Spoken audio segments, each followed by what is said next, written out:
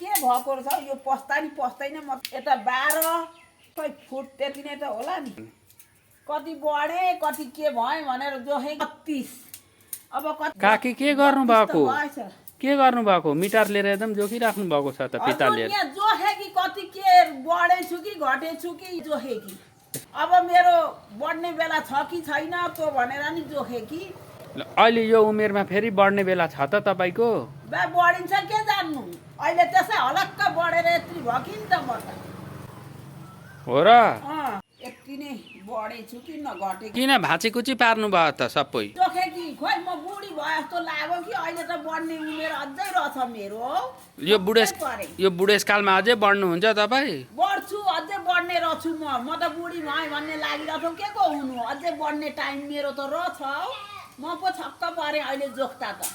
सानैमा मलाई उहाँ बिहे गरेर दिएर पो म बुढी देखिएँ कि त अहिले मैले जोख्ता आएँ थाहा पाएँ मेरो उमेर त जति रहेछ बढ्ने अझै रहेछ